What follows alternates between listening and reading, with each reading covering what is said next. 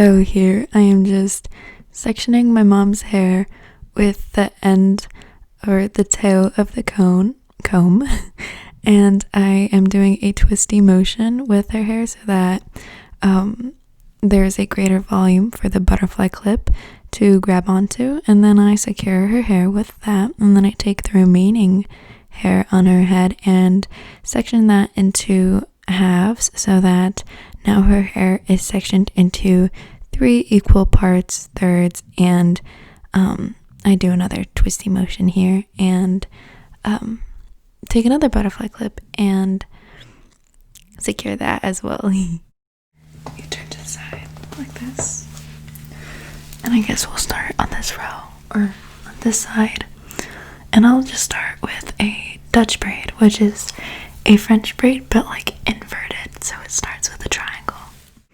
Here you can see me start to Dutch braid my mom's hair, and I'll give you a little bit of a background story or explanation as to what Dutch braiding is. It is like the French braid where you add hair as you go with the braid, but it's kind of like backwards. So you put, instead of doing it the French braiding way where you put the strands of hair over to go into the middle, you put them underneath. So that's what I was doing for a while, and that's what you're gonna see me do here for a minute. And I'm going to layer some combing sounds on this voiceover so that you're not just watching me braid my mom's hair, and I'll give some nice ASMR.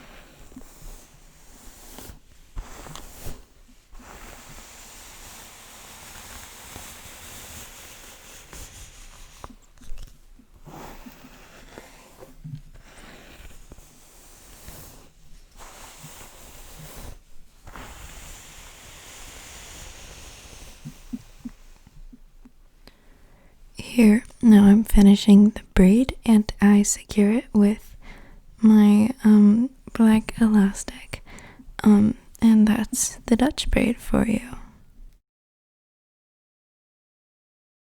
So that is one braid done. That is a Dutch braid. So unfortunately, I lost the footage of me starting the cornrow, because now here I start cornrow, even though it's a little bit loose and a little bit wide. It's okay because it's my first cornrow that I've ever done or tried. So that's that. So I lost the footage of it, but of the start. But essentially what I'm doing here is just a quite tight, similar style to the Dutch braid where I add hair with each like motion, but I added very little, and I do this crossover thingy.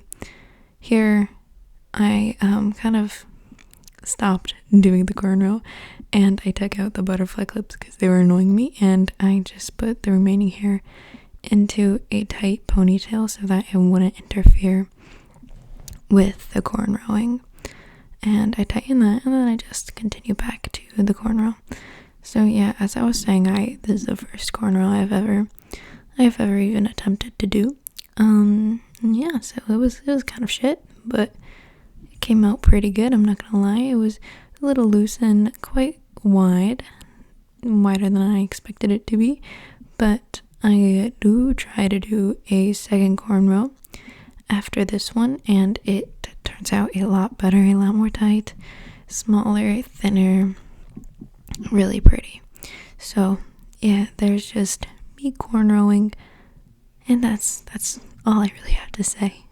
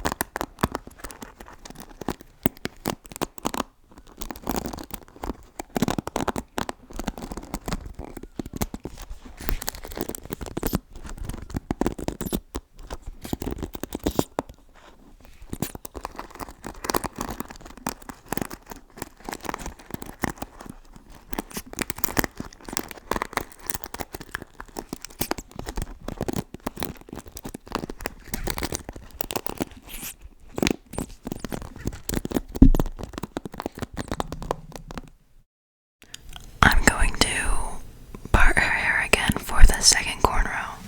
Now here I am trying and attempting my second cornrow, which, spoiler alert, it came out much better. I'm quite proud of it. The first cornrow, I kind of fucked it up at the nape. I took too much hair, but I learned from my mistakes, and I went in a lot smaller, light tighter. You can see from a nice angle here the way I did it, and you can even see, because it's you can see a side-by-side comparison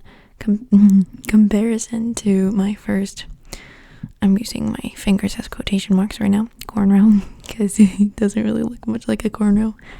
But yeah, so I tried going in tighter and smaller, and it actually turned out quite nice. Yeah.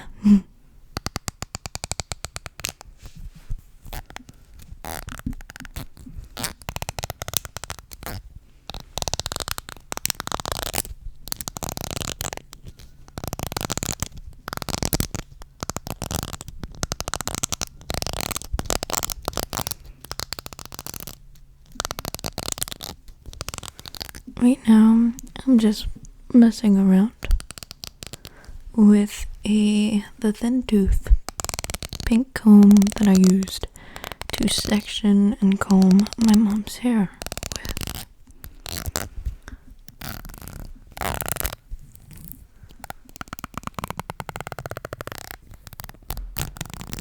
I wonder if people prefer low-pitched ASMR or high-pitched, because I think I always preferred low-pitched, but some people like metallic sounds. I know my mom really enjoys them, so there must be other people that do.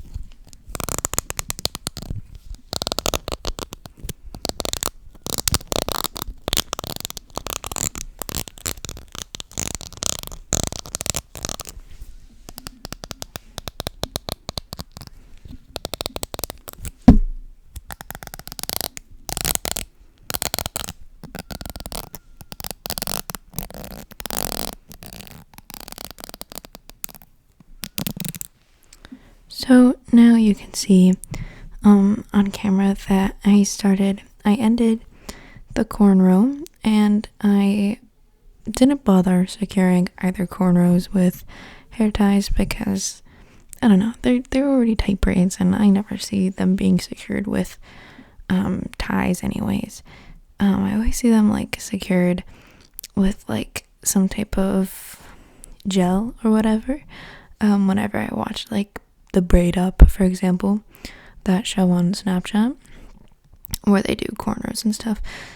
Regardless, so I moved on to another type of braid, and this is not like any like adding hair as you go type of thing. This is actually a nice fishtail. I don't even know if this is like the proper way to fishtail. I'm not gonna lie, I'm not very experienced in this forte, but I did try doing a nice one. I did one in church, and my mom was like, you should do a fishtail for the video, and I was like, smart mom, that's a good idea.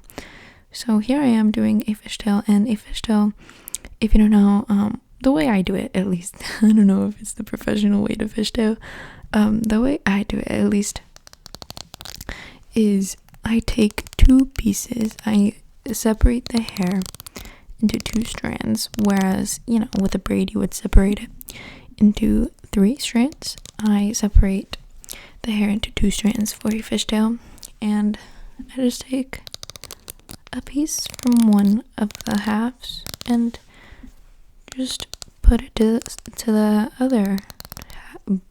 the other strand of hair, and that gives the like very thin overlapping effect that you like. That's ideal for a fishtail. So here I am, you know, adjusting my mother's head again so that you guys have a better view of what I'm doing. And I've always really liked a fishtail. I don't know, braids I always thought were much basic. So that's why I always like Dutch braids and stuff like that, up like compared to regular braids. And I don't know, same thing with fishtails. I've always really enjoyed looking at them because they're just so ornate, you know? They look very simple, but at the same time really detailed, especially because like if they're braided very tightly, you can see you can see each of the separate small strands going from one side to another, and I find that really visually appealing. And here I am finishing off the fishtail, and I think I do secure it with my hair tie, and that's the end of the video. So this is the final braid. This is a fishtail, and this is what I'm going to end